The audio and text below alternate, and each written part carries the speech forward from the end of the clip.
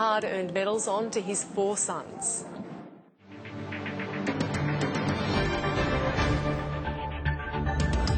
Housing affordability is shaping up to be a key election issue, and there's a big reason why. More than 1 million Australians use tax concessions to invest in property, a practice the Coalition wants to protect.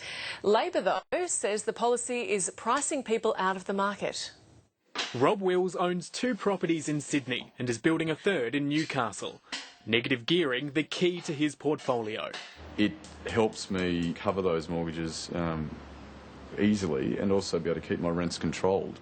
He sees it as an opportunity to be self-sufficient and save for his retirement. But others struggling to crack the housing market can't see its benefits. It's all just so wonky. The system is wonky. They're really protecting the interests of people that are already established in the market. It's not the cause of housing affordability. It is not stopping first home buyers getting access to home ownership. Negative gearing at the margins does make housing a little more expensive for homeowners and in effect a little cheaper for investors. Around 1.3 million Australians use negative gearing to reduce their tax payments each year. Their median annual income is less than $80,000, but that's after they've reduced their earnings through rental losses. More than a third of the benefits flow to those earning $150,000 a year or more. Data from the Big Four banks shows the amount of mortgage debt has skyrocketed from more than $600 billion in 2008 to almost $1.5 trillion last December. And half of those new loans were given to people buying investment properties.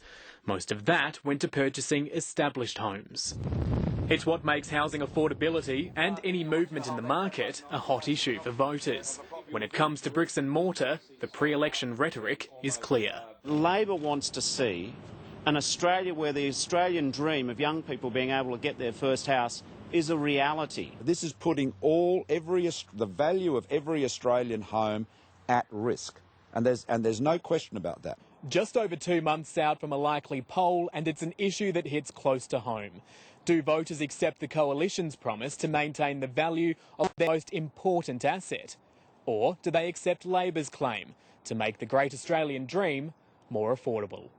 Matthew Doran, ABC News, Canberra. Detectives